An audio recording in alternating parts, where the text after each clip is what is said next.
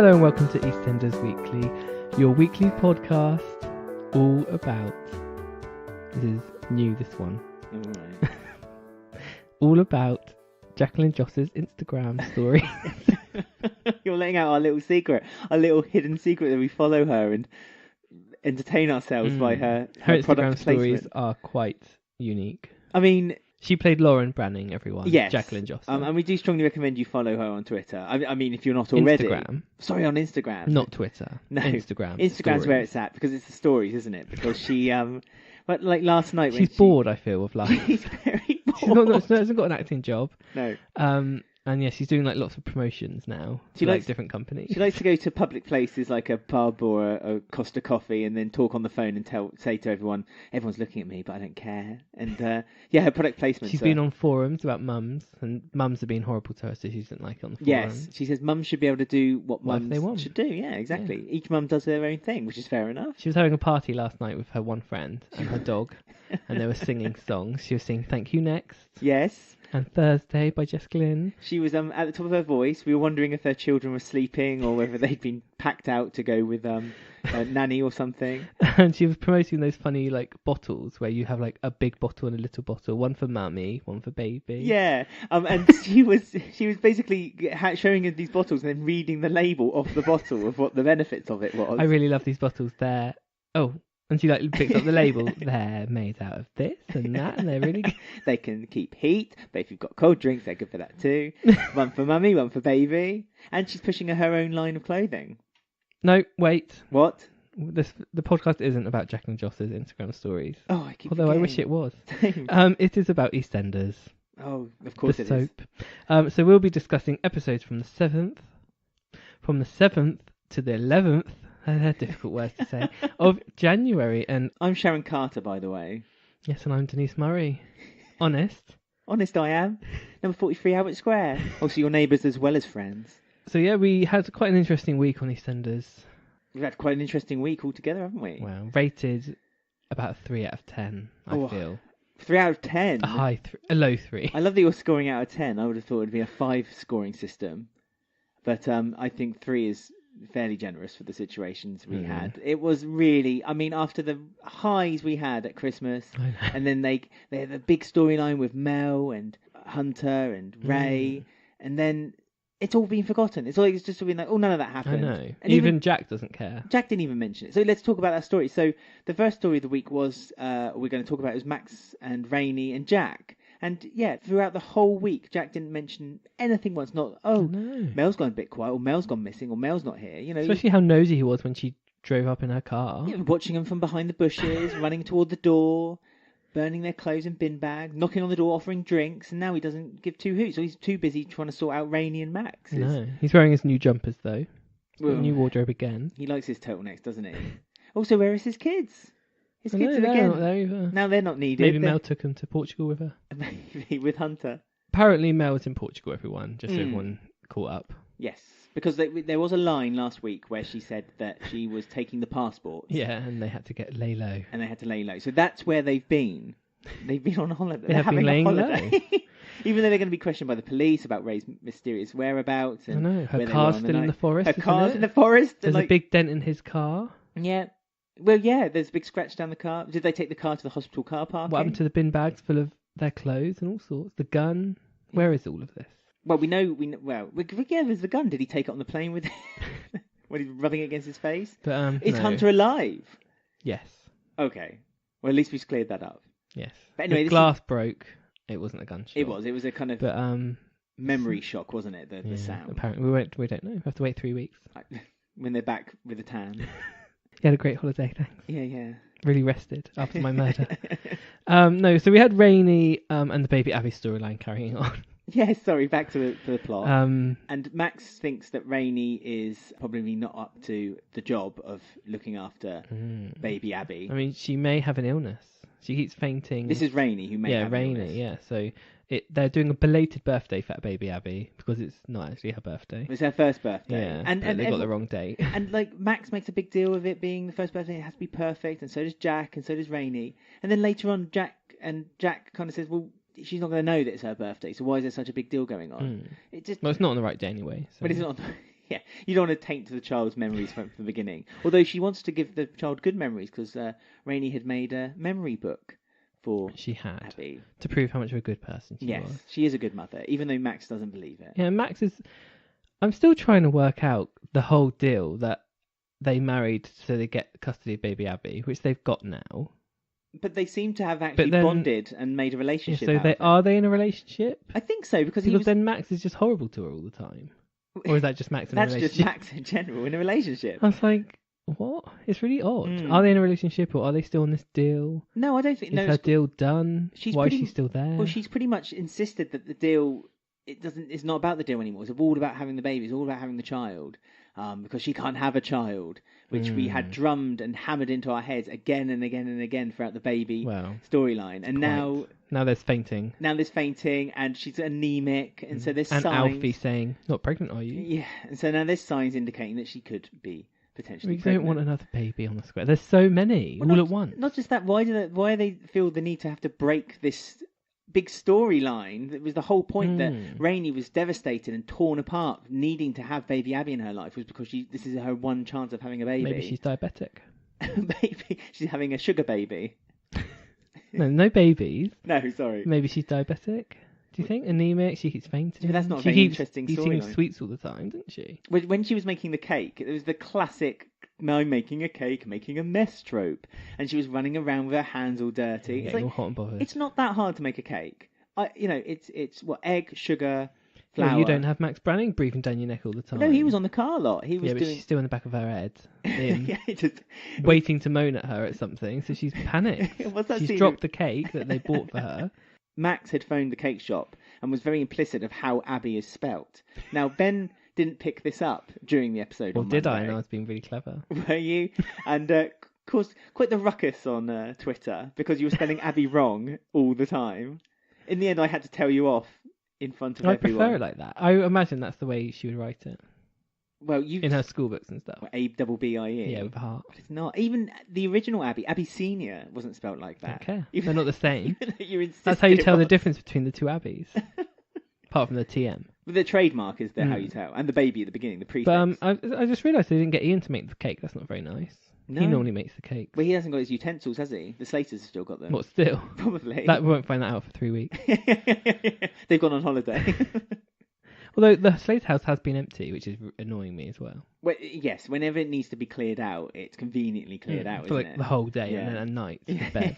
But no, this is about Rainie at the moment. But yeah, so she's fainting. So what else do you think it could be apart from pregnancy? I mean, is there going to be a storyline here? Pregnancy is the biggest shock. Perhaps her liver has just finally given up, so they're doing another kind of like Phil thing. So she needs a transplant or something. I did like think that. Maybe like the hit on her head from Cora might be a repercussion thing. Oh maybe. Yeah. Although that would have taken effect by now, wouldn't it?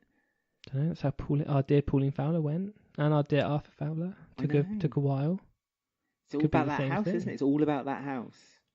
But do you think Max would be upset if because he does rely on, even Rainie says that she feels like she's being used like a nanny. Do you think Max would miss, because there's something about the Brannings as well, the touch of death. They always kill the women they're married to.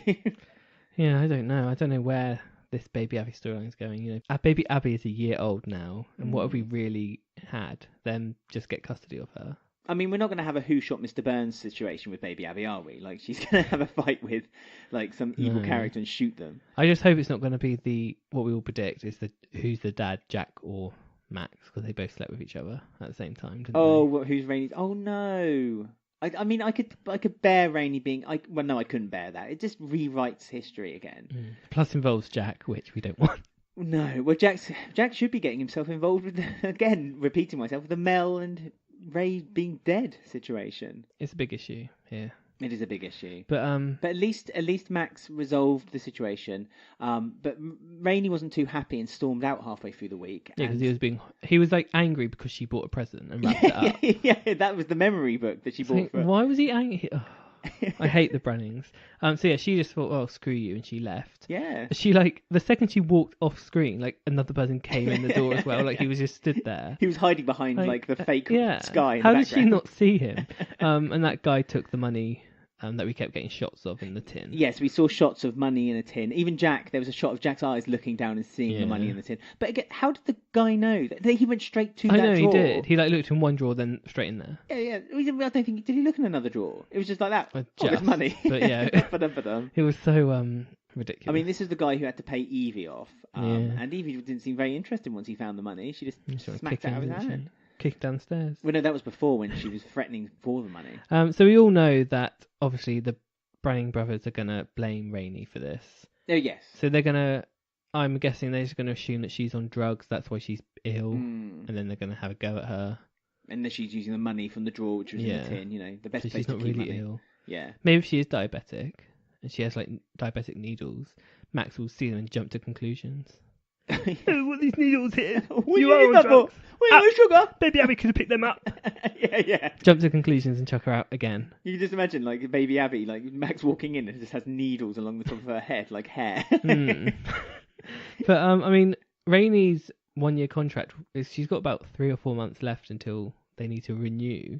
So, do you think this is going to be her leaving storyline, or carry her on? It seems potential. I mean, it's coincides. Because Max is leaving for 3 months, isn't he? He is. So there's not much. If really where Baby Abby goes, Max and Rainie are going to be the ones following.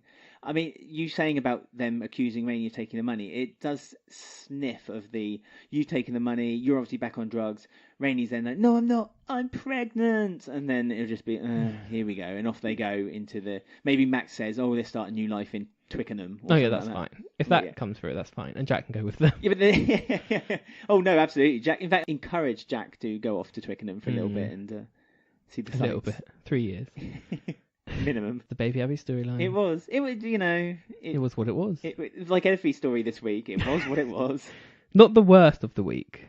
The worst is the Mitch and Mick storyline. Which is, if you want to stay tuned a little bit later on. Can't wait. However, let's. I don't think I'll stay tuned. Oh no, you should. No, I will. Encourage everyone. I will. It'll be fun. But we've got one of our ongoing features is back. Yes, finally. Christmas and New Year's gone, so now we've got more time to do these lovely features. And we have a big back catalogue of episodes, so a new part of Julia's legacy is upon us.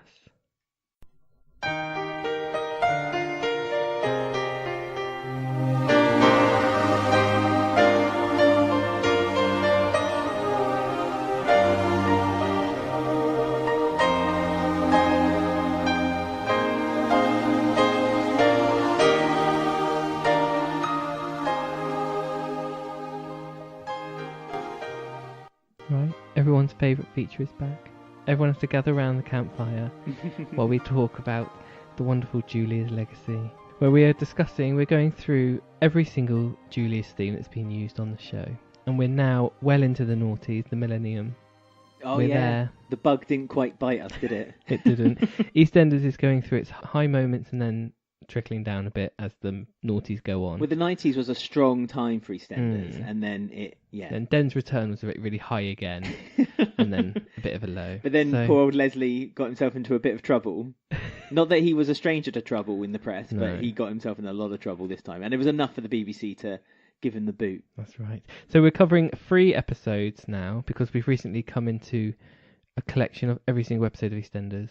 Yes. So we can watch the full episode of the Julia's Legacy now, and we'll go into it. Yeah, and so previously we would be watching clips, wouldn't we? And we found clips online and we'd research it through websites. But now we've got we just binge watch it all day.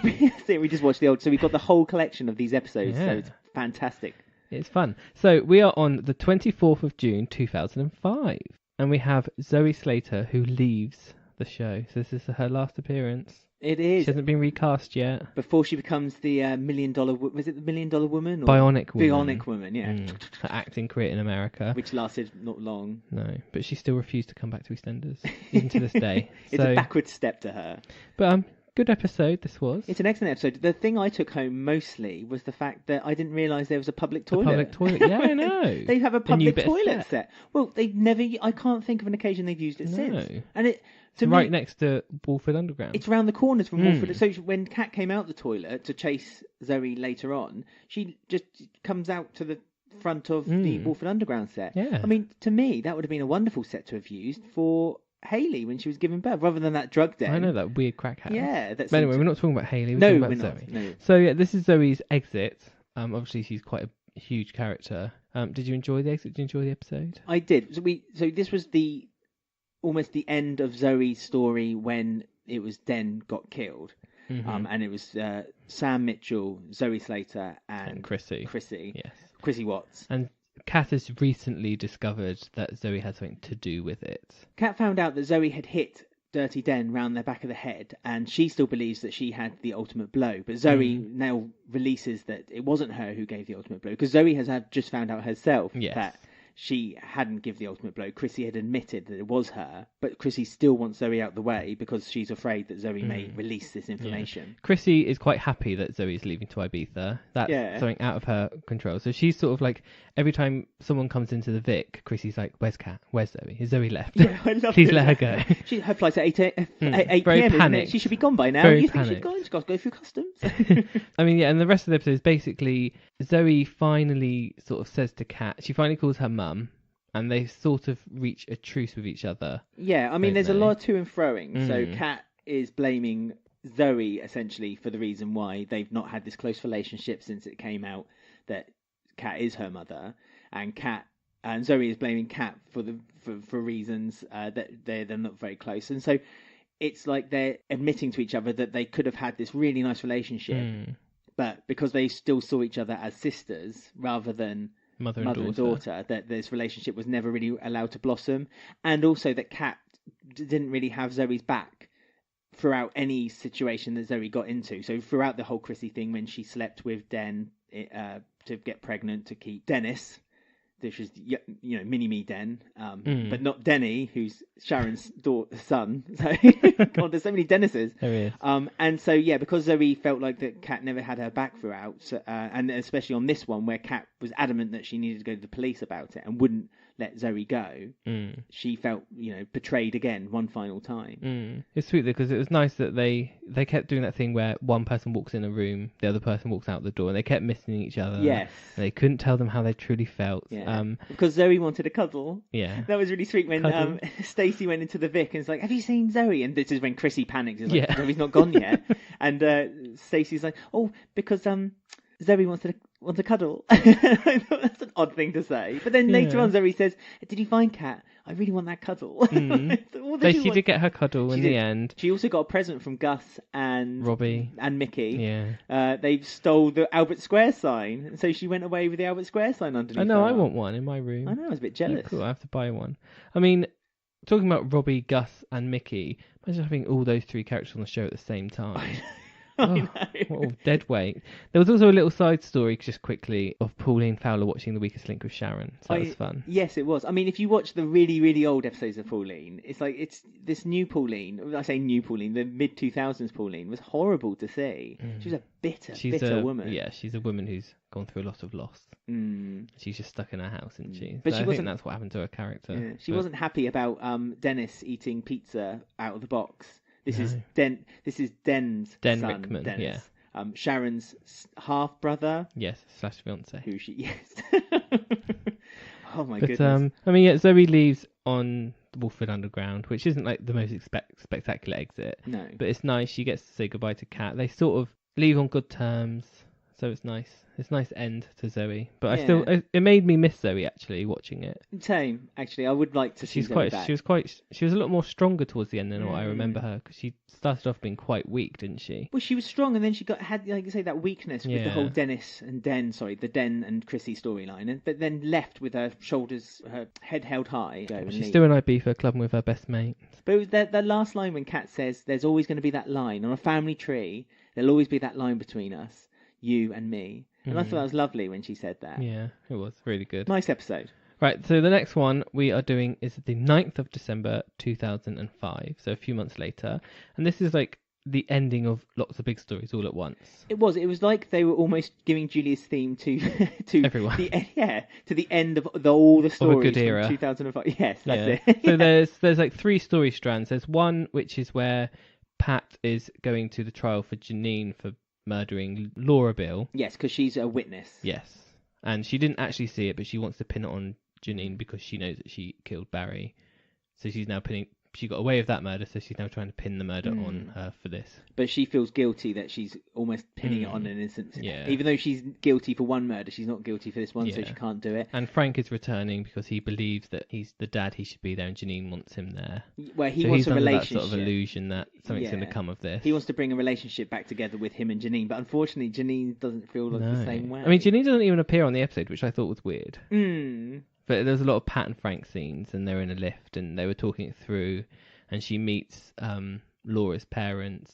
Well, her mother, Laura's mother, isn't it? Yeah, and they said all we want is the truth, and I think that when she said that, Pat was like, okay, well, actually, this isn't the truth, so I don't think I can go through with this. So that was the end of that strand. And then the other two, we had Chrissy Watts, who was in prison for Den's murder, and then the other one was Jean Slater and Stacey's relationship. I mean, the Jean, which was the main one of the episode, really. It was, really. I've always championed Jean. You know my feelings toward Jean. And even now, I think she's a great actress. I think she's really underappreciated. And she's one of the characters as well she's properly gone on like an arc. Like her character has changed, and they've brought her back quite a few times, and they haven't destroyed her character in any way. No. She's actually grown. But they haven't forgotten her past either. Yeah. She seems to be one of the only characters they seem to always refer to her past. It's quite consistent. Her mental health and her stories and everything. It's a really, and this one is no exception. I mean, this is a very beginning. This is the seedling of Jean, I suppose, where Stacey is staying with Jean, and they've just got themselves a flat together, and so she's helping Jean move out.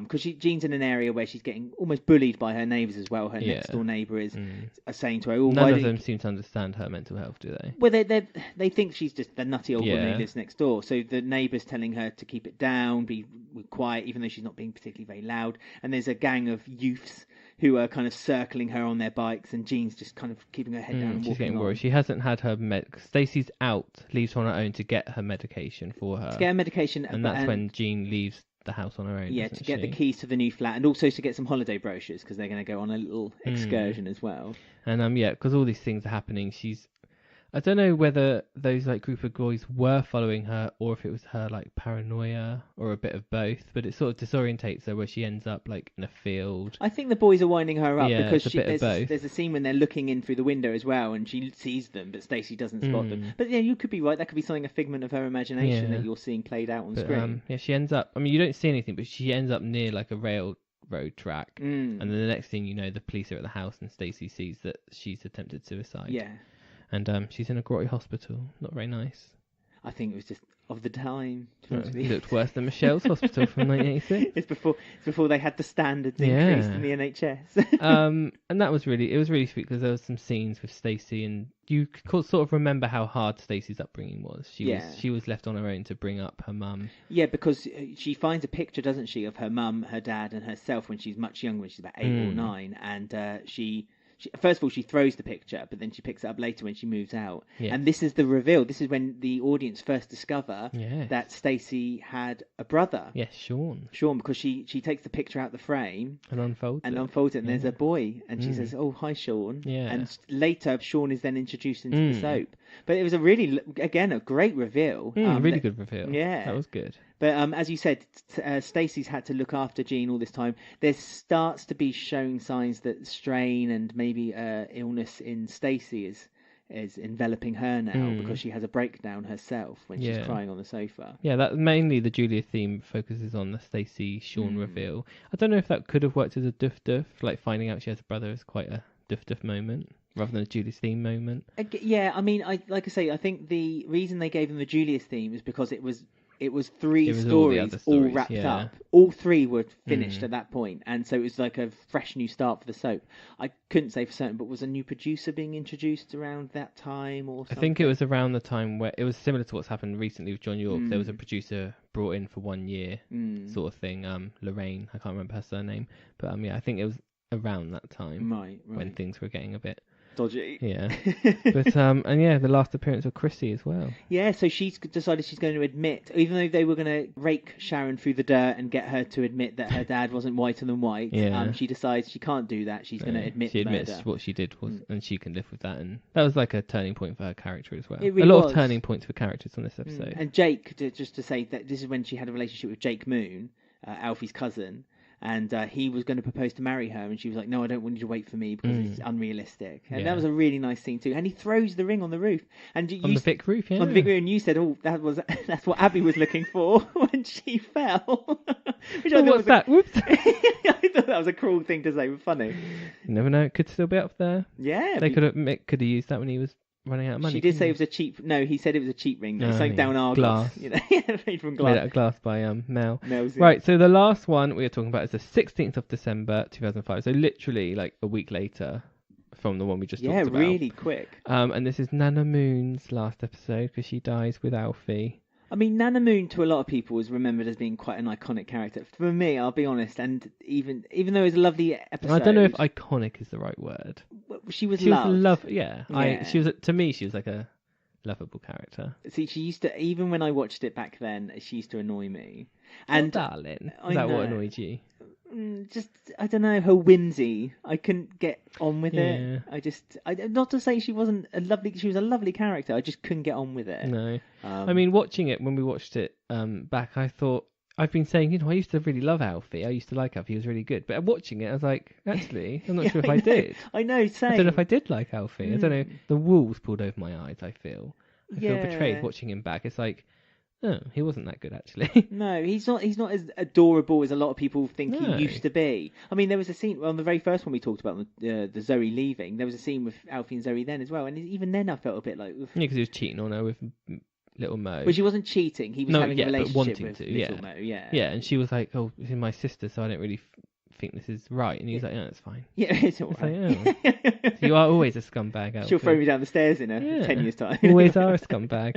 But it was a nice last episode for Nana Moon. I mean, there'd been a lot of things since her illness diagnosis. There was like some special episodes they did anyway, where they flew out to France, I think. Yes, to the famous memorial grave where all the First World War soldiers had been laid. So it's being built up, and it was a nice episode. It was a bit cheesy, like she wanted a singing dancing penguin and she's like, play it again, and it's like, really, it's not that entertaining. No, I know, she was loving it, wasn't she? She was clapping her hands, dancing along with it. It was very sudden, her death, because she was like dancing, and then 2 seconds later she died. Yeah, it upset me a little bit also, because you saying about the cheesiness, because it was a bit of it was a bit silly the way the toy died. The toy ran out of batteries at the same time as Nana Moon died, and I thought, oh, that's silly. So he's like, oh, better go to the market, get some more batteries, and turns around, and then Nana Moon's died. I mean, there's some lovely lines where Nana Moon was almost pairing Alfie for her death. Like she said, like, I'll always be with you, and you won't always need me all the time, but I'll always be with you. And then when she does eventually die, Alfie cries and says, "This is too soon. I'm not ready yet. I'm not ready yet." And that was sweet. That was a sweet She was scene. slightly foreseeing, because he wanted her to put the angel on the top of the tree, and she said, "No, it's your turn to do that now."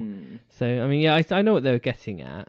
But I don't know. It's just a little bit cheesy. It was almost pulling too hard on the heartstrings. Like this has to be upsetting. You're meant to be upset by watching this, and it was nice, and it was well done, and it was a fitting end. And they gave Nana Moon Julia's theme, which is lovely. Yes. But I feel that it was trying too hard to make me be sentimental. I mean, again, if I'd maybe watched the build up to it, it might have made me feel a bit different. But no. I mean, there was also again another subplot with Pauline. There was. Where she wanted to see Rebecca over Christmas. Yes, she wanted her contact with her grandchild. Sonia and Martin are living with her. Arguing they aren't getting along. No. Yeah. She wants to put up Christmas decorations. Sonia goes, "That's just for kids." Yeah, I know. Sonia was horrible. Yeah. I have to say, nasty, horrible Sonia. She was living with the mother-in-law from hell from her point of view, so... True. Again, though, this is the Pauline that I wish... This is the Pauline that I remember... Not liking, and it was just... this is a year before she died, so... Yeah, well... She doesn't even get a Julia's theme either, Pauline. That's mad, isn't it? Yeah, absolutely ridiculous. Sad end for her. Yeah, not good. But yeah, this is the beginning of the end. Her boyfriend at the time, who's used to get a lot of criticism as well, because he was Mr. Ben, the children's show narrator of Mr. Ben. So yeah, he was the last straw for Wendy Richards. I mean, perhaps the producers were a bit upset Wendy Richards wanted to leave, but I mean, a lot of plot for Wendy Richards in her mind felt like this was exploiting Pauline to a character that she wasn't. Well, she went on record and she said she left because she knows that Julia Smith had this in mind for Pauline, and they were ruining Julia Smith's idea of Pauline, so she quit out of respect for her. Oh, fair enough. I mean, So- it would have made better sense to make Pauline, I think we've said this before, more like Lou. Yeah, lovable, hateful. Yeah. Lovable battle axe. She'll fight your corner, but she's also someone you can come to, while Pauline was never someone you could come to. No, she was very cold and... But we'll have to talk about Pauline some other time somehow. Maybe. And then maybe a future feature. Yeah. But there you go. So we're going into the dregs of the mid-2000s next week. Don't So sound look like forward to that. this. I know there's a Dawn and Gary one, which, well... Oh, yeah. Dawn and Gary got one, but Pauline Fowler didn't. Oh, I know the one you're talking about as well. I mean, nearly 30 years of hard graft, but Gary and Dawn get one. And it's a really awful one too, so tune in for that. Yes. Well, that was Julia's Legacy.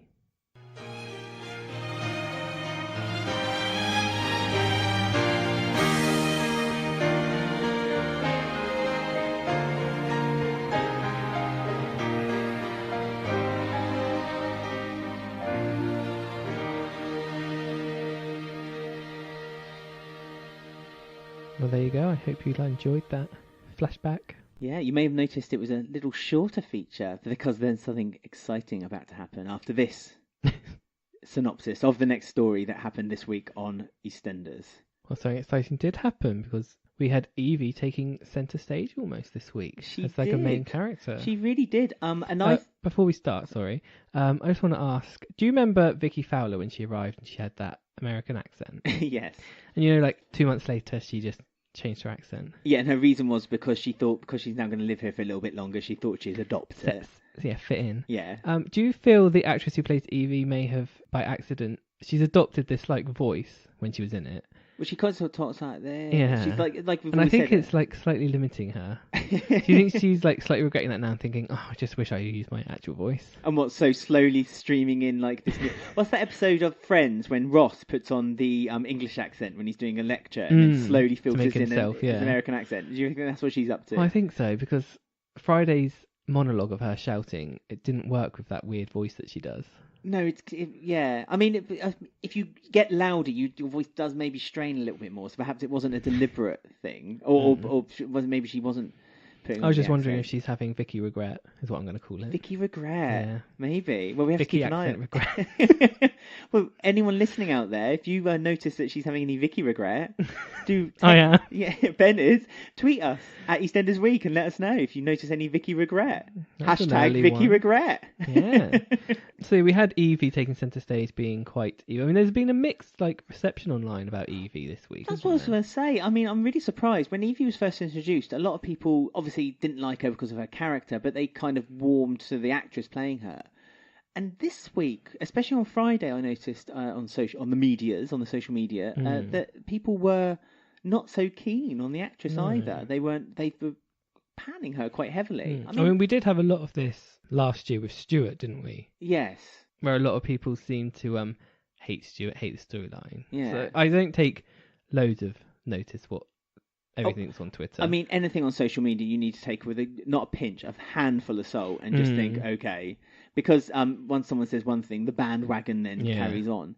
I mean, I really enjoyed Evie, and yes, the story is a bit lackluster. As we've said, the best one though. It was the best one of the week. It was the best of a bad bunch, and I thought it was really well performed. And it had it had twists and turns, so that's good. They had a few things with a bit later on with Rat that you may have thought happened but didn't happen. I mean, the boy who played Rat was out. I thought he was very good. That's another thing as well, because he's a young actor and he's in it for 2 weeks maybe. Yeah. Maximum, with a 3-week break in between. And he's really decent. He's from Holby City, apparently, I heard. Everyone comes from there. They cut their teeth. Or Casualty, one of the two. Yeah. And then you think, why do they not get decent little actors for the actual permanent kids? It doesn't make any sense. Well, you said actually. Although I do love Lily and Amy and Pearl and Will. I love Pearl. I absolutely adore Pearl. Yeah. Pearl's a good little actress as well. But why don't they get a decent actor like that to be full time? That's how Jay started out, wasn't it? Yeah, kind of. That was very similar actually. Jay was a kind of a ragscallion, and he kind of came into the square and he kind of messed around and was getting into trouble a lot, and then slowly found his feet and became part of the community. Yeah, because they just recently recast Ricky. I think Rat, similar look to old Ricky. They could have recast him with him. Yeah, do you mean the kid Ricky, the young Yeah. Ricky? Yeah. Yeah, Jack's son. Yeah, who takes him to school now? They don't have Rainie, Ingrid. that's why she's Oh, fainting. of course, it's backwards and forwards. Because this storyline, because they tried to like pull on your heartstrings with Rat, and I thought this could have worked maybe if they did involve maybe Ricky in it, or Amy, or one of Honey's kids. I mean, no, that unless if they bumped into each other in the street, I don't think that's something that they couldn't work in the same kind of environment, because the story that Tiff is going down is dark because she's being pimped essentially, and she's being played by Evie. Evie is like this puppeteer who's getting all these younger kids, these very influential kids who she can see are moulded, and that's why she can't get Bernie on her side. She tried to get Bernie on her side, didn't, and now she bullies Bernie, and this still isn't stopping Bernie. So someone like Bernie, who's a very strong-willed character, can't be manipulated. Well, someone with Tiff or Rat. So she's got all these kids. I can just imagine all these. Like, what's the episode of Futurama when Bender adopts all those children? I just imagine something like that happening, like for Evie. Yeah, like where is she keeping them all?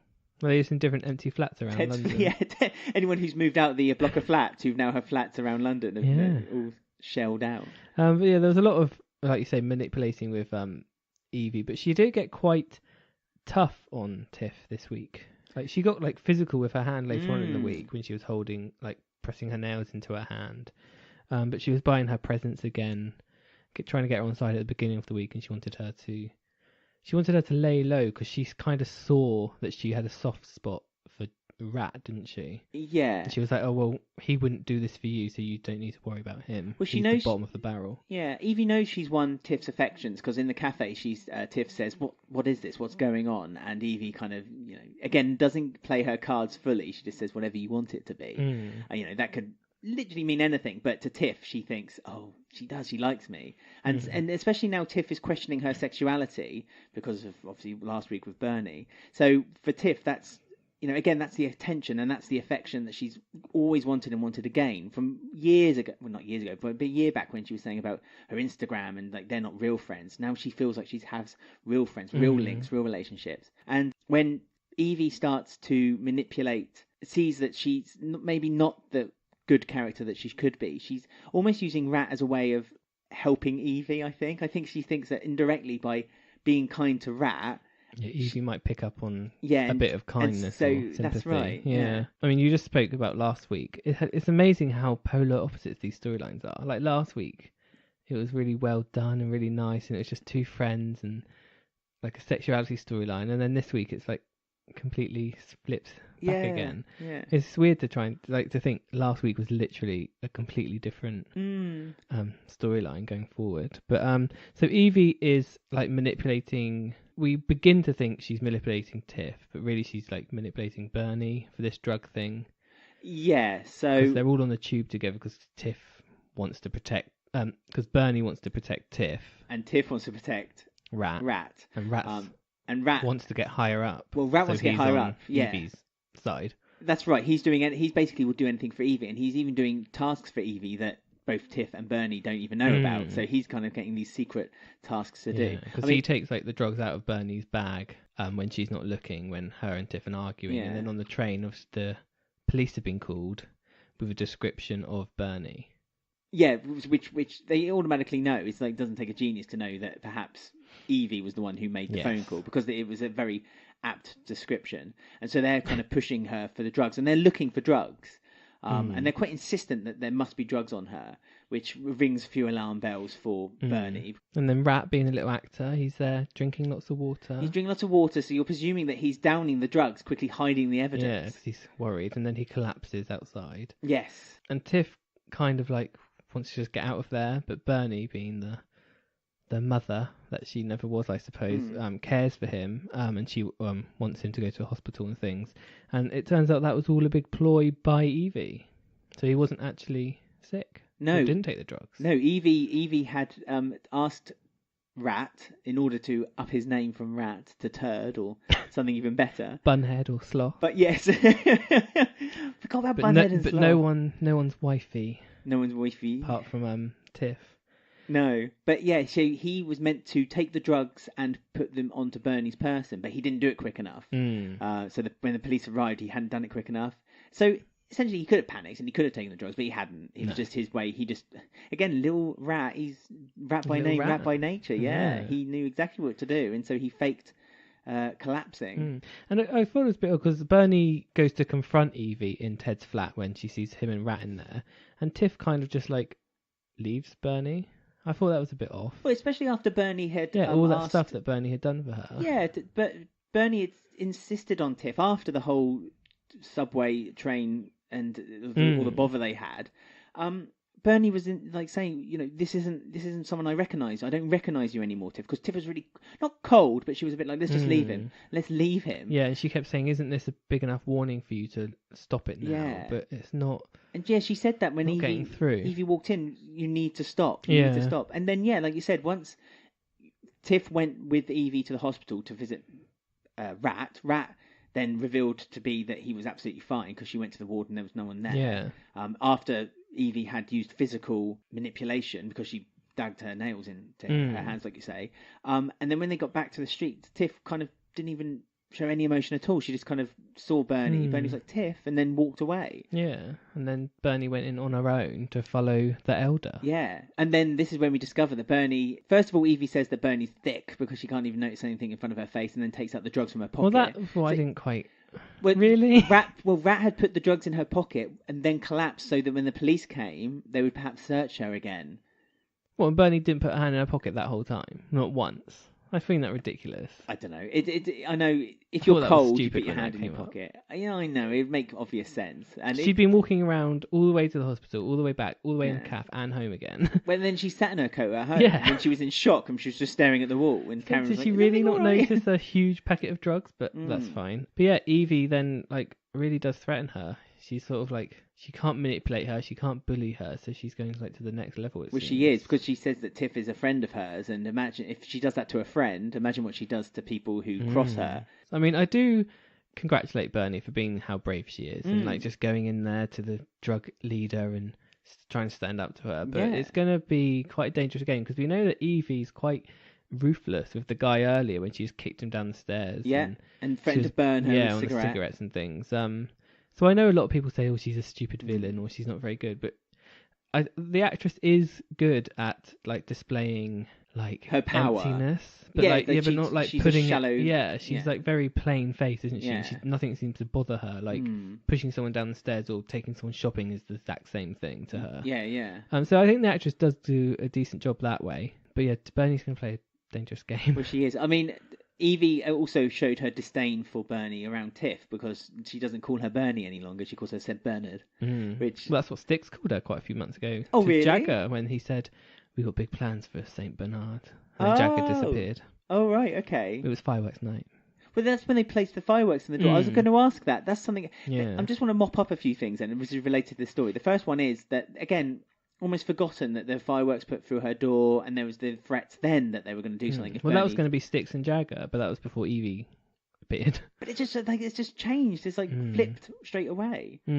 Something's changed. Yeah. The other thing that I didn't like was in the Minute Mart when they were buying cigarettes, and it was just can I buy a pack of cigarettes, please? Yes, the generic ones, and then just kind of took them from underneath the counter. And how Honey's being all weird again. Do you remember a few months ago they kept making her be all weird and snobby about Karen and Karen's sister when Karen's sister appeared a few months ago, and Honey was being all judgmental and weird. She did it again with the Evie and the cigarettes. Yeah, she gets a real height of power when she's at the Minute Mart. It's really strange. Calm down, love. It's a little store that's on. It's like when Derek worked there, and she was the manager, and she got all funny. Well, she got funny when he suggested implementing ideas. Yeah, and she was like, "Oh no, that's really not the Minute Mart way."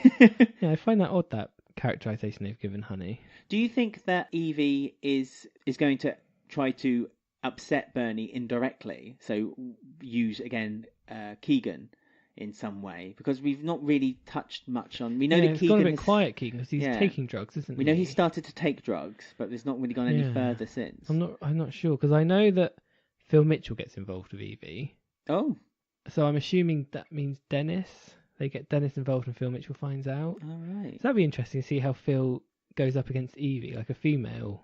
Because normally he just uses his kicking the kidneys like he did to. Well, when he did that to fight Ray. when they were beating up Keanu and Yeah, Dennis, and he just beat them all up and yeah. pushed them over the things. But you can't do that to Evie, really. No, he'd have to play a mind game with Evie. Yeah. And let's be honest, that's not his strength, is it? Only Sharon. No. Well, normally when it's a female antagonist, last time it was Sharon, because it was Ray's sister. Mm. So even though it involved Phil, it was Sharon that was the one who got the brunt of it. Mm. So again, will Sharon be brought in to save the day? Run around with her trainers on? No, I don't think so. She's not back for a few months. But I mean, I just thought that's interesting to look forward to, like how a Phil and Evie situation. I don't know how that would the dynamic would be play a out. strange one. I guess she won't be scared of Phil. She doesn't seem to be scared of anyone, does she? But again, and I've said this again every week, this is another reason why I think that it was always meant to be Jagger. It was always meant to be Jagger, a male. And something happened, something changed. Something happened. For the better, I feel, because it's quite a nice dynamic. I agree, but I liked Jagger. Okay, he was really starting to get under my skin, but in a good way. Like he was he was nasty, but in a good way. And you enjoyed seeing his shenanigans with, as you say, Styx and Bunhead and Sloth. I miss Bunhead. I miss Sloth. Yeah. Sloth's the one I miss. Her filming skills. Upload it on YouTube. Because Ian's girlfriend in Classic EastEnders looks a bit like Slothhead. She does. So I don't know if they're related. Well, we're presuming that's the mother, yeah. The daughter Ian never had. We like making ties when we watch Classic EastEnders. Like when someone's at the back of the bar and they get a taxi, we're like, oh, it's Charlie Slater. I mean, talking of Classic EastEnders, we've noticed through emails and social interactions that Classic EastEnders tends to be quite a popular part of our show. Wow. So, do you know what we did? We listened to you guys out there. I'm enjoying it more than the actual show at the moment. At the moment, but hopefully things will change. Yes. But for now, we decided that we would actually make a dedicated spot. So, here we go. We listened, guys, and this is the Classic EastEnders Roundup. There's a magical mystery tour of the human digestive system in Body Matters in half an hour on BBC One after this evening's episode of EastEnders.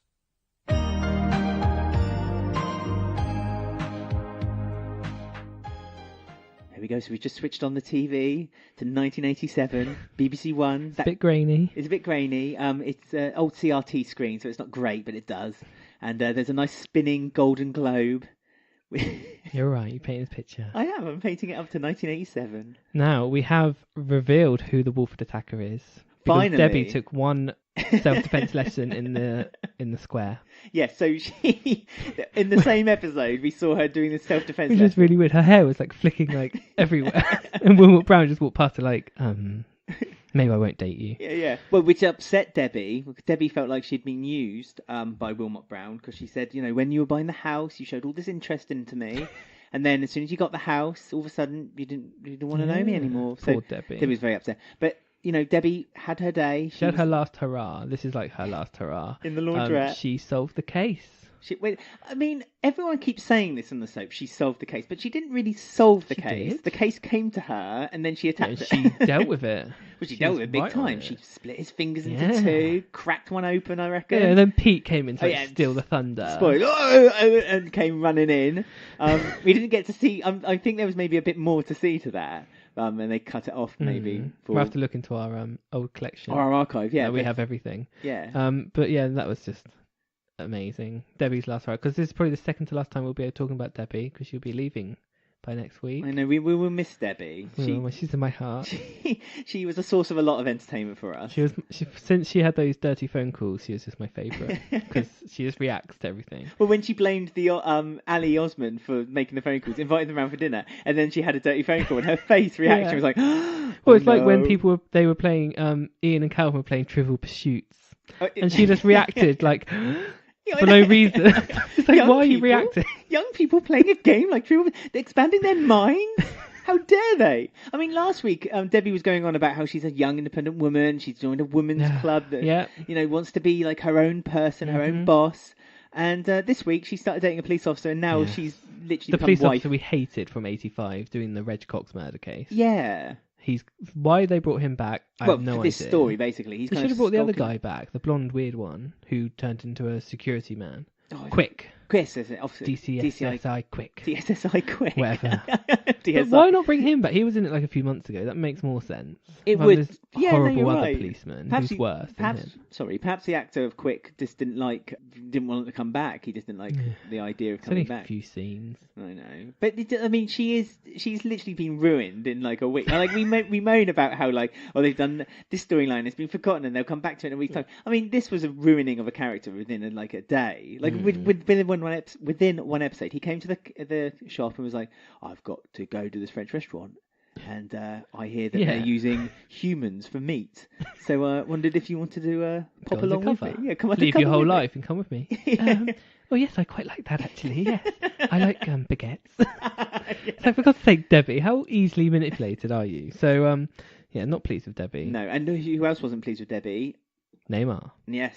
Oh yeah, I love Neymar. I still love Neymar because she shouts at everyone. She is, and she's got really well, she's not dating him. Oh, the new doctor. New doctor. Yes. He is hot. I tell you what, Dr. Leg, move out the way.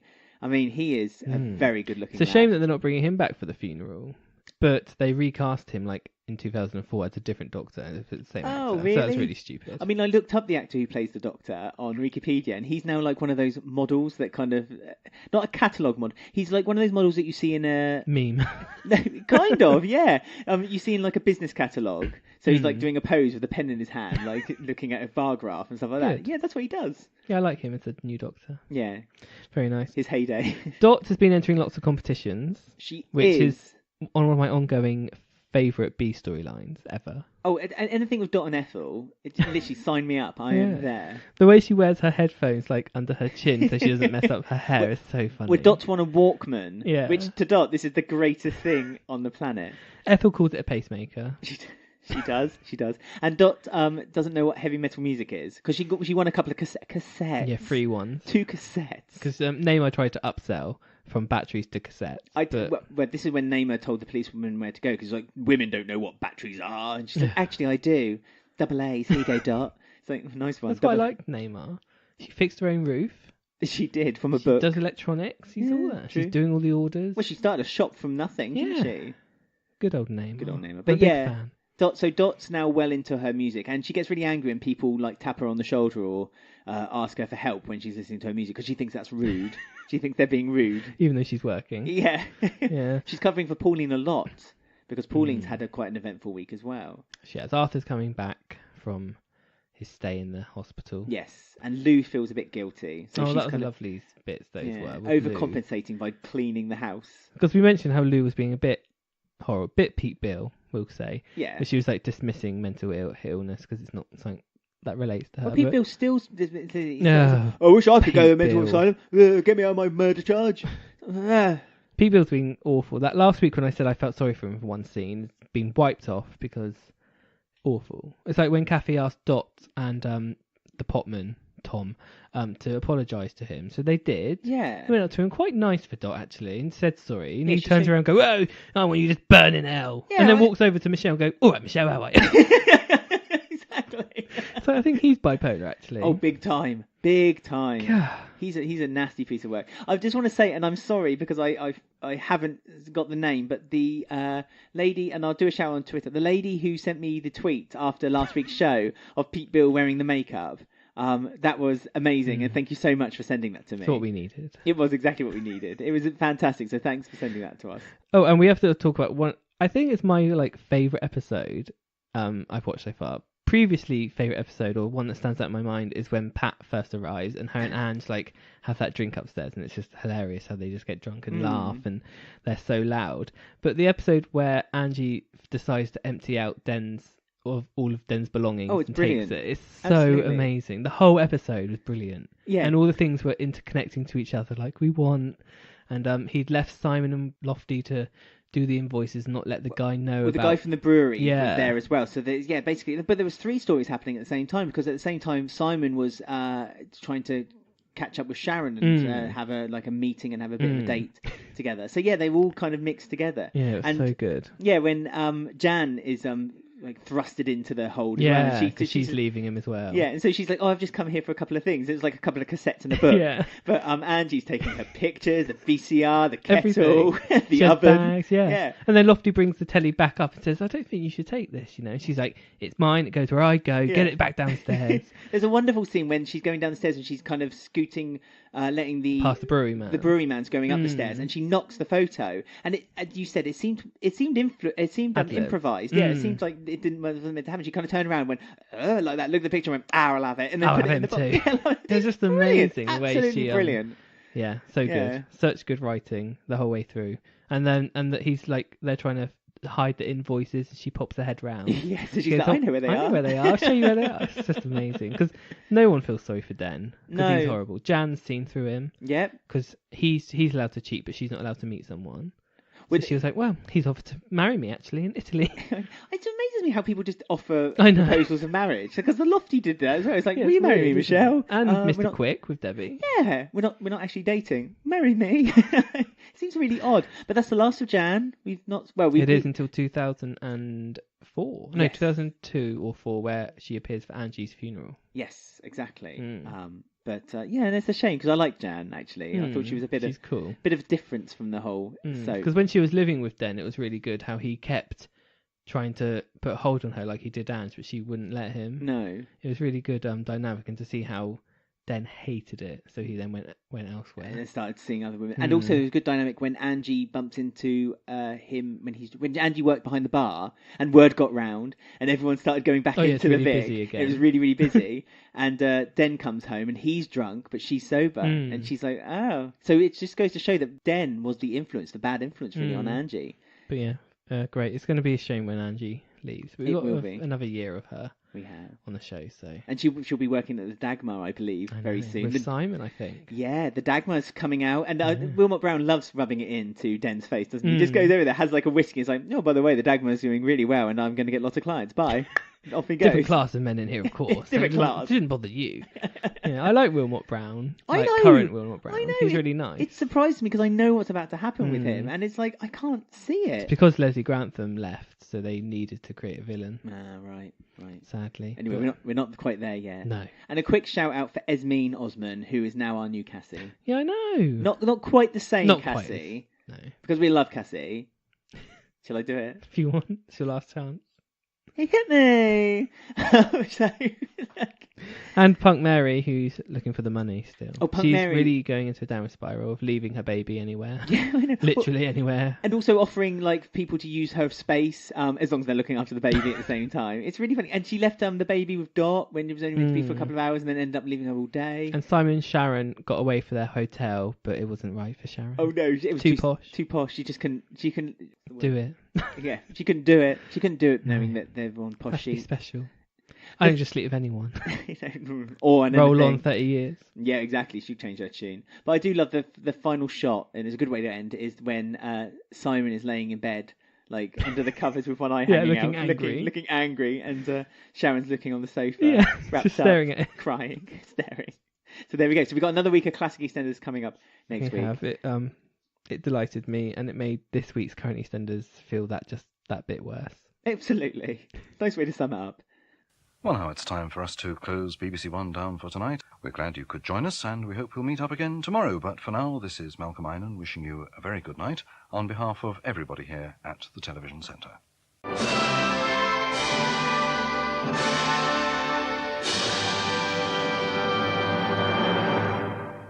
Right, from one iconic storyline to another. I feel the spirit coming out of me again. We have the football storyline with Mick and Mitch. Wait, I don't want to say it's the football storyline, because it's not this football storyline. It's kind of like the merging of Mitch and Mick. And the merging of Mitch and Mick would be Mick, which is ironic in its own sense. Like Shianu. Mitch. Yes. Anyway. So Mitch is back because he's installing the bathroom for Karen as promised by her sister. Yes. Turns out to be second-hand bathroom though. It turns out to be her sister's bathroom. A beautiful peach seashell sink. And the crushed marble around the edge. Crushed marble, a scratched bath, perfect. How did she scratch that bath like that? I mean, that was a heck of a scratch. She doesn't own a dog, Candice. She might. Who knows? Yeah, but if you, I don't know, that's a heck of a scratch. You would have to have like a big diamond ring on your hand or something like that. And as you're squeezing into the bath, you just scrape it down the side. Yeah, but it's a bit weird. It's like a red ruby colour. Well, no, it's a kind of peach. It's nice. like an off pink peach. Some people online say they really liked it, but I didn't. I mean, it's a nice throwback to the 80s, I suppose, if you like that kind of thing. Yeah, so he's installing that for her. He's got a little secret, hasn't he, in his van? He has, because that man that we keep mentioning, who we didn't really mention, the man who's looking for money around all the houses, he tries to break into the van, and then this girl comes out with like a bit of wood and scares him off. Yes. Bailey, her name is. We find out she's Bailey, and she's sick of being sat in that van all day. I mean, he's given her no entertainment. So for a good 2-3 hours, all she's done is sat there, sniffing paint. Don't know why she's keeping him, like, why don't you just bring her up to Karen's house and let him play with Bronson or something? Because that's his secret daughter. Well, she's just outside. Well, I know. But she decides to keep herself entertained. She has a football. And we know that she likes football, so she's a future soccer star. No doubt, if she stays on the soap in about 5 years' time, that her exit will be, I've signed up to a football camp in the United States of America. Like when Will and Honey left because he was a child model. So she upsets Mick because Mick at the same time is angry. But we don't know why yet. No, he can't sleep. He's having nightmares. He can't fulfill Linda's need. No, but he's healed now. His little soldier has healed, but he just can't. He just can't pull it out. And he's being very short and elusive, unpleasant. He's being a little bit like he doesn't really want Linda around, and so Linda's made him this glorious breakfast of everything you can think of plus more, and he's just still not enough. Doesn't want it at all. So Linda comes up with an idea that perhaps, we've got a few people who are in Portugal at the moment. Why don't we join them? Join El Dorado. Yeah, I'm sure. Make a new soap. I'm sure that's the plan with this. The ultimate goal is that EastEnders is basically going to move out to Portugal and just make the whole soap happen and just make a whole new remake of El Dorado. So Bailey kicks the ball through the Vic window. Yeah, the upstairs Vic window, and it's near. It's very old glass. It's near Ollie as well, so it could splinter. Could have been near Ollie, yeah. It could splinter and go into Ollie's face. Anything could have happened. Although they were very quick to get downstairs with Ollie in their hands. I think they were going somewhere, but it could have hit Ollie. Oh, I see. It was a very much could have theorised. Yes.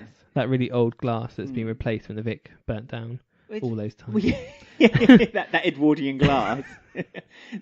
Survived the fire.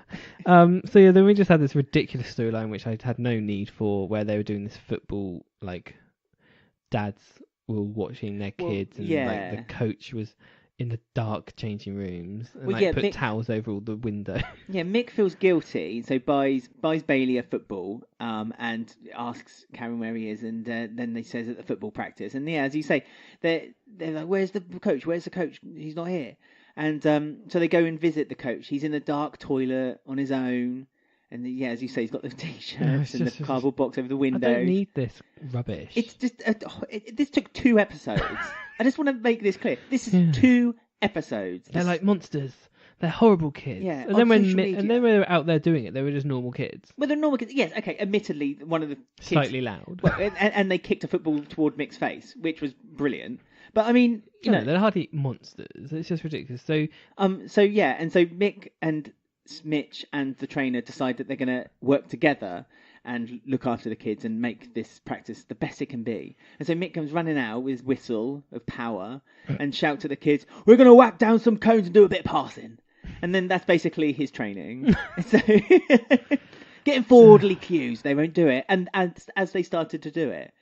So anyway, yeah. Yeah, well, yeah. Ends up that they say something like, "Oh, it wasn't too bad, was it, Mitch?" And then the coach goes, "Oh, in that case, you can be the coach." And he actually has a spare thing in his pocket to give to. So there's 2 coach jackets. Well, this is at the Vic, isn't it? They've gone back to the Vic now, so they're because they think they can, they can. The Vic is empty as well. The Vic's always empty. They're really empty. I mean, it's not like the days when Angie used to be behind the bar. No, need Angie back. God. So as you say, conveniently he had the kit ready for them to do the coaching, and it was a bit like Law and Hardy. They kind of, Mitch and Mick looked at each other and went, "Gah?" Well, I've got bad news for you. The football storyline's next week as well. 2 weeks in a row. So the football storyline can continue. The continuity's there. Yeah, at least they're keeping continuity up. You can't blame them for that. It turns into, basically the Choir storyline, which had all those characters, that haven't got storyline. Yes. They're now in the storyline next week. So Sonia... It turns into a community. Is Sonia going to... I'm not sure if Sonia is, but I know Karen is. I know that Honey's there. Adam and Billy are there. Why is Adam and Billy there? Why do they need to do this? How about they just give Sonia, Honey, Billy and Adam a storyline instead of these weird community storylines they keep doing? How about instead of doing stupid little, like, Billy's little jibes while they're doing another storyline, why don't they just do the Adam and Honey storyline? Yeah. Because we know that Adam's now got this side to him. Need to see it. Let's explore it. But I don't spoilers, but whatever, no one cares because it's a football storyline. But yeah, next week it turns out that they lose the place where they practice. So guess where they host the home football game? Oh, I do know this. I know. On the square. On the bloomin' square. It's about the size of a football pitch. They'll probably close down the market for it. No, they'll probably do it while the market's on, and then there'll be scenes of like Shrimpy heading the ball, and Martin cheeky like, chappy kicking Shrimpy, it, and Cush kind of like chesting it and then kind of kicking it toward Mick or something like that. I mean, doesn't Mick have more important things to do, like looking after his family from Stuart, or warn Dot that Stuart is here and he's bad news, or find out what happened in prison all those months? Yeah. Why he's upset. Or do you reckon it's going to break him, like when they lose their first game? They're going to lose like 21. It reminds me when Fingers hit me with football. He made me still a tin of baked beans. So, the amazing Hunter murdering Ray and the murder cover-up. Yeah, forget about it. The possible things of Alfie that we could have had of him being murdered. That's all. None of that can be done, but 2 weeks of football we can do. Why not? Especially where there's no football tournaments happening whatsoever, so there's no link to it. I mean, if this happened in the summer, maybe This week of EastEnders is very summer EastEnders. Like when they get the off storylines where Sonia wants to book a cottage, for example. Yes. Oh my goodness. It's very summery at the moment. Don't like it. I really want to see who is... Well, I think, have you told me everyone who's in the football No, just story? what I've seen. Okay, because Jay's going to be in it as well, guaranteed. Oh, yeah. Anyone who hasn't got a storyline. Bex and Sonia will be cheering probably on the side. Oh yeah, I bet they start cheerleading. I bet they actually make pom-poms and they'll be like, that'd be fun, wouldn't it, Bex? Yeah. Goodness What sake. Shaquille, he would have liked it. Shaquille died for this. Shaquille died for this. Maybe they'll do a charity football match in honour of Shaquille. Maybe. But yeah, got that to look forward to next week, which I can't wait to talk about again. Even though I've already talked about it now, so I might just insert this clip into next week. That's a good idea. Keep it. So yeah, we're just going to go off and play a little game now, just to help.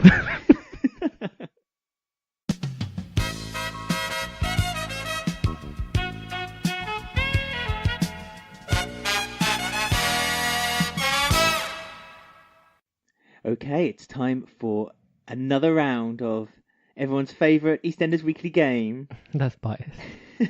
Martin Fowler's 5 a day. And I think this week you'll be very happy with the question that gets thrown your way, because inadvertently, about 3 days ago, you actually asked me a very similar question while you're doing a little bit of research for the show.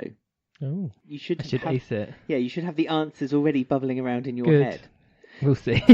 So, for any new listeners or anyone who may have forgotten the rules, I will ask Ben a question, and he must list 5 answers that are linked to the question. Ben must achieve this within 30 seconds, but he can make as many guesses as he likes. So, here is the question. The Queen Vic is the heart of the square and has had many people pass through her doors. Sometimes it can be a nice little earner for someone to collect glasses from tables for a couple of pints to enjoy as payment. But who have been potmen since the soap's conception in 1985 to today? So I need Ben or you listeners at home to name the 5 potmen who have worked at the Queen Vic Public House as of recording this episode this week. I had little clues because I thought this was a little bit tough for some of the answers. So I had little clues to give you to help you out on each one. Did you? I did, and they're really quite cryptic too. I was like crossword clues. Oh, I'm not just meant to guess 5 on my top of my head.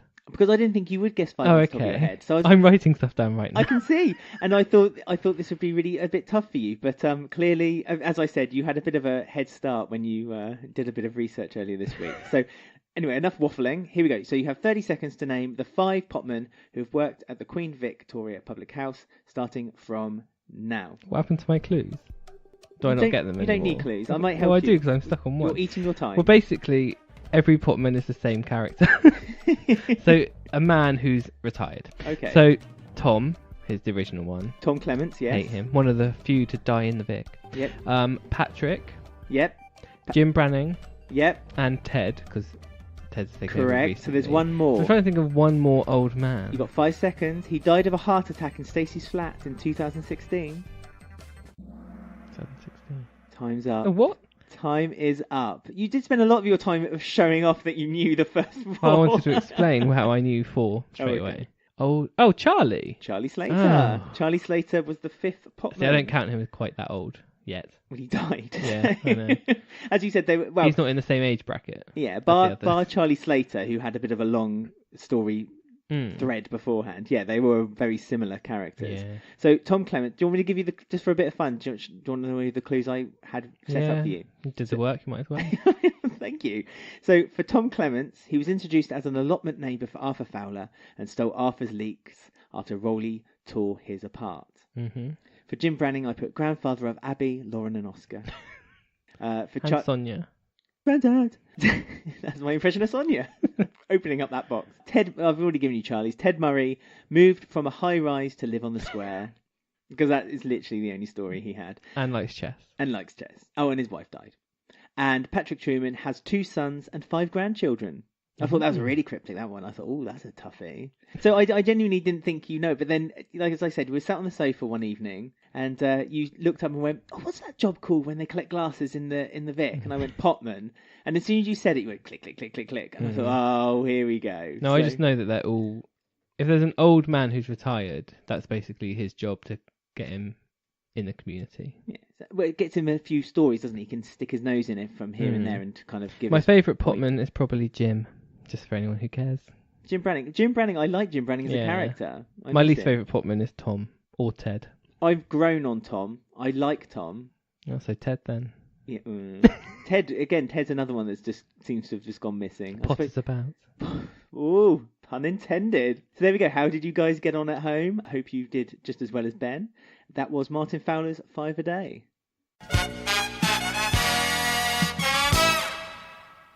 Oh, relax. Yeah, now I've had my 5 a day, I feel infused for this. The storyline that goes round in circles. You spin me right round, Alfie, right round. It is literally the same 3 scenes, just over and over again with this at the moment. I do, yeah. It's like Alfie takes Cherry. He's going to leave without her. Oh, no, I'm not. I'm not going to leave. Oh, I'm going to have a weird monologue. Oh, I'm going to give her back. And then if Alfie's not there, Bev then takes the place. And then it's a circle again. I'm going to be horrid to my daughter. Then I'm going to show a bit of humanity. Then Jean's going to do a thing. I'm going to blame Jean for being a bad mum. And then Alfie's back again next week, so it'll just be the same thing again. Alfie wants his kids back. Yeah. He's back for another 2 weeks at least. So he's still not gone. Okay, well then... That's not okay. I want him gone.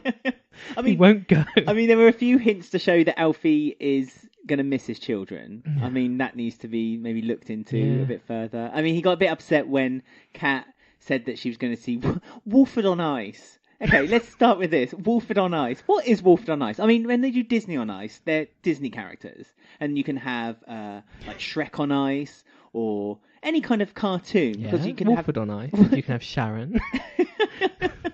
All right, let's Peggy. Pat. Peggy'd be good, wouldn't she? She could like slide with the bar. Like someone could be pushing the bar in front of her and she'd be like, get out my pub. But she wouldn't be on ice skates. She'd be on a box with ice skates to make her taller. Well, I wouldn't want Barbara Windsor to do that. Yeah, exactly. It'd be unfair. So yeah, Walford on Ice, that's interesting. I mean, any ideas for what Walford on Ice could be? Please tweet us at EastEnders Week. We always enjoy your That thoughts. could have been the football storyline. What, Walford on Ice? Instead. What, they turn the square into an ice ring? Like everyone's skidding around. What's going on around here then? Dot falls, break a hip, have 8 months off. Mrs. Dr. Leg's funeral. Stuart's the only one who turns up. And Pump Mary, and they become a couple and leave. Yeah, which we want to happen. Or we want her to push Stuart into the grave. But that's not... I could have done, actually. This week could have done with a bit of Dr. Leg and Dot. Yeah, it would have been nice. Sprinkled in. Little wet, like a sorbet, kind of like just what it cleanse needed. the palate. We needed something like a Dot and a Dr. Leg bits.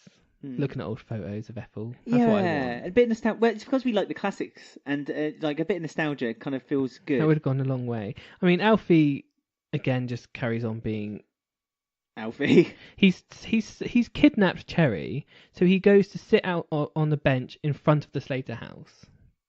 Is Hayley not on the lookout? Well, Hayley's not seen Cherry by this point yet. So it's just ridiculous. Well, and he also- does his weird monologue. I didn't listen to it because I can't possibly listen to what he says. Well, he calls Dot Branning a wizard because she's been there the longest. Yeah. I thought he was talking about Big Mo. No, I literally didn't really. I couldn't listen to it. But he was just kind of like Mumbling. Yeah, he was. And it was like some of the worst acting Shane Ritchie has done.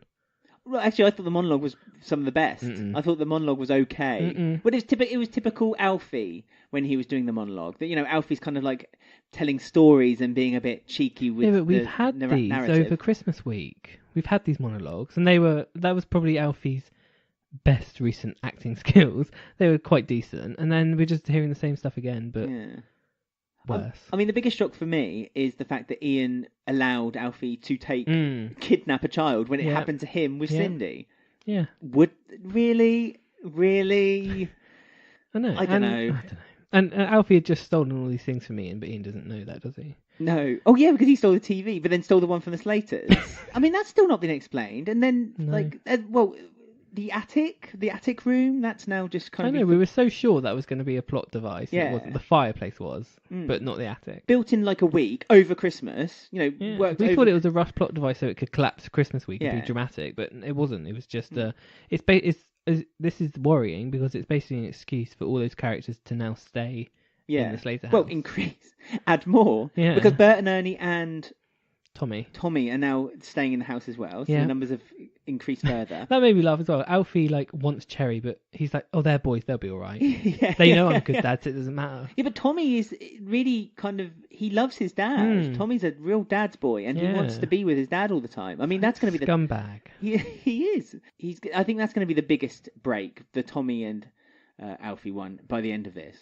Got rid of Alfie, good, that's fine. But then Bev comes back in for another storyline She for does. unknown reasons. And we're meant to suddenly change our opinion. Again, let's forget everything that's happened with Bev. She was introduced as this nasty, horrible character. Wants to sell a baby on the Calls internet. Hayley thick, stupid, Said dumb, she wanted wishes her abortion. aborted. Yeah, wanted Yeah. Hayley aborted. Next thing we have is, I want to move into a flat. We think she's drugging her and trying to steal her. Jean stops her. Well, Jean sees the sleepies tablet. So she has actually drugged Hayley, even if it was for good purposes. But she is exactly. Then she's drugged Hayley without Hayley's prior knowledge.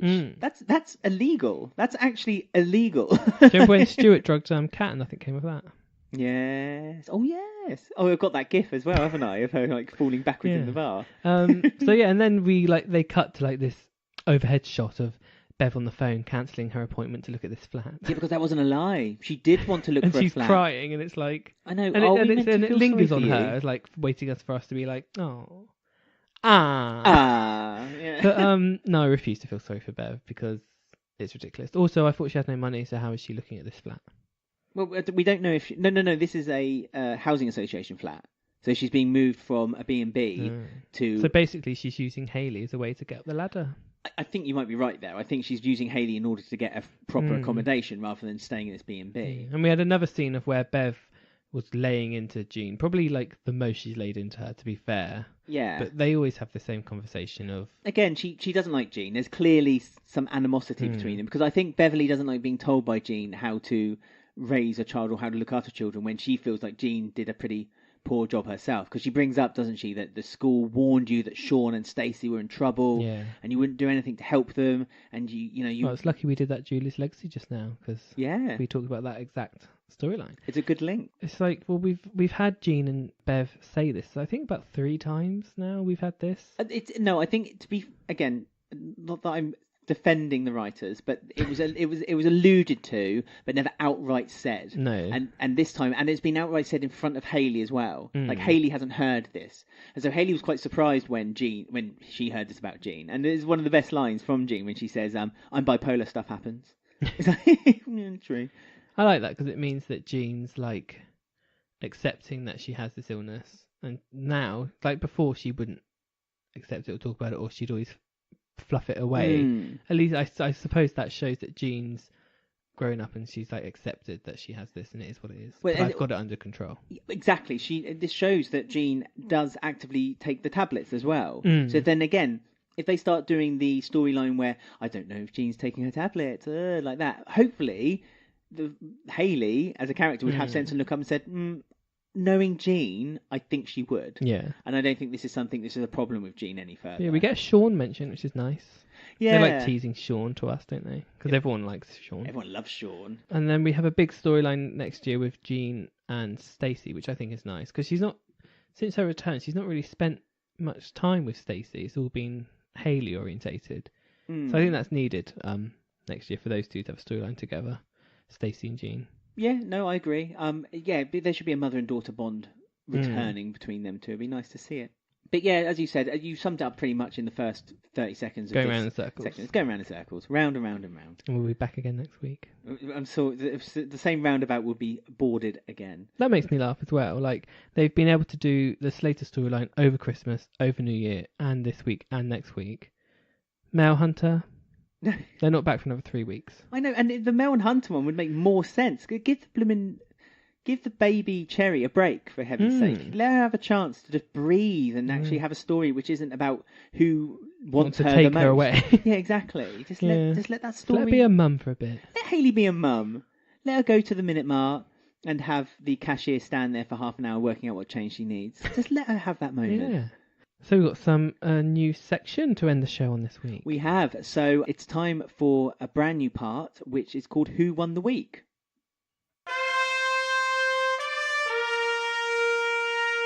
You know me, I ain't one to gossip. So for a bit of a change, we've now decided to drop Poll of the Week, and we're going to see who has won. Oh, do you miss it? Yeah, it'll come back in a year with a treasure hunt. Well, I've come like Joyce. I left a poll somewhere. Yeah, and it's in the garden that you love the most. And you need to find the 4 choices and then vote. No, not quite that. So we're gonna ask you who you thought won the week. So we're gonna say a character's name and the story they're associated with, and you need to tell us if you think that character won the week. And it's not just our opinions. You can also give any opinions you might have in the comments, or you can also, if you vote on our Facebook group, you can also add an extra option that you can, which our friend Rob Innes did do. So thank you for that, Rob. And didn't vote for Alfie, so that's fun. Yeah, you made it quite clear on the Facebook group that what your opinions of that was. So as I've said, so you can vote on this on our Twitter, which is at EastEnders Week. You can also vote for this on our Instagram, which is at EastEnders Weekly Podcast. Just click on the stories. And you can vote for us on our brand new looking Facebook group. And on there you'll see that we have news, polls, memes, and great discussion on there as well. And we encourage people to put on their opinions on there, and it's just a great page to be involved with. And it's a private page, so you can feel safe that your opinion is listened to. So as I said, you can vote on all 3 ways. So you may have seen the results on our Twitter, but actually that's not the final result. So the question was, which character do you feel has won the week, considering their participation in the stories and if they had given a memorable performance? And the options we gave were Bernie in the story Rat Run, Tiff in the same story, Alfie in the story Happy Families, and Jean in the story Baby Snatch. Ooh. So, as I said, there were a few people who added some more options. One person added Karen, and we put that story down as bathroom banter. And we had a couple for Evie as well. And the suggestion for that story was the Slink, which I didn't quite get, but maybe I'm just being a bit naive. Maybe you're too old. Maybe I am. Not streetwise like Evie. Absolutely not. So, the least favourite characters of those was Karen and Evie with 2%. Then it was Alfie with 7%. Had me worried then. Bernie was third with 20%. So between Tiff and Jean, who do you think won the week? Jean. It was Jean. So Tiff got 25% and Jean won pretty comfortably with 44%. She got the most votes of everyone. So that's who won the week. We'll have another poll. It's on at the end of the last episode on Friday when the poll will come up. And as I say, it's on Twitter, Instagram, and Facebook. So you can vote 3 times if you so choose.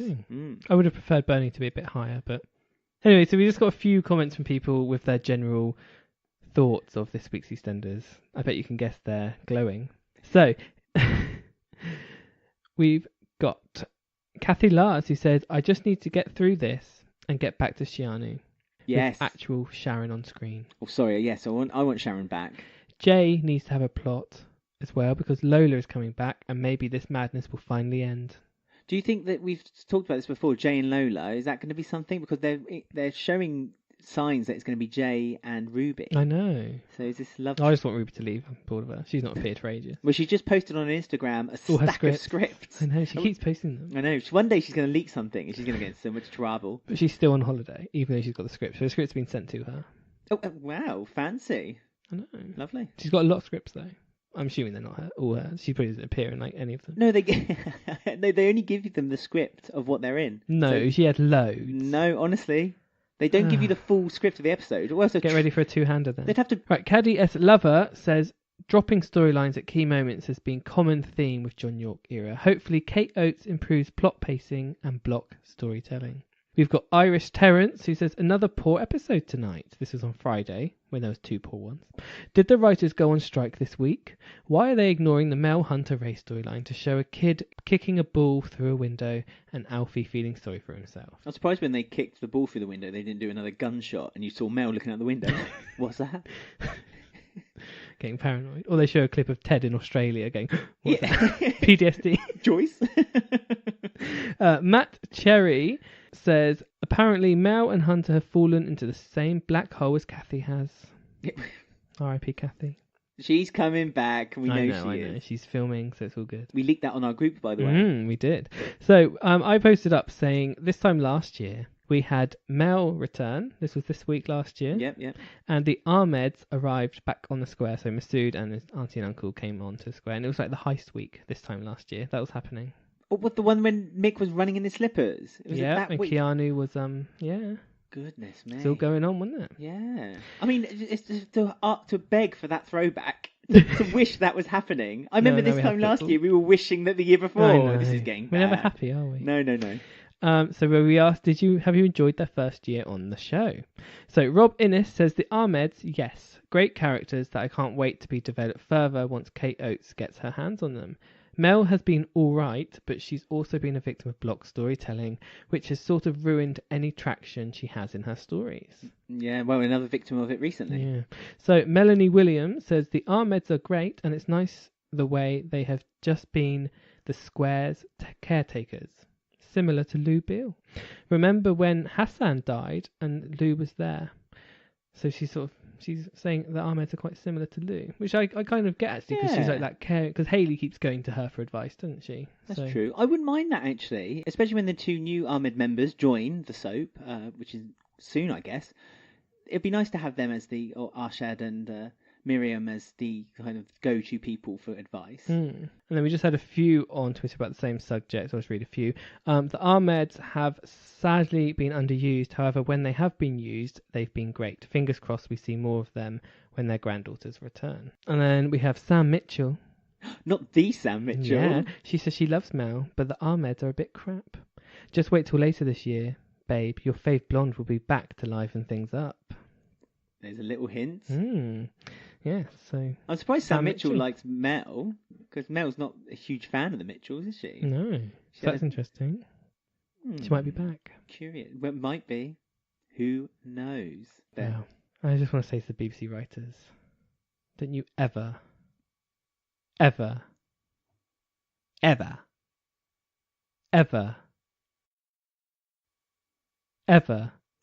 make me watch that football storyline again.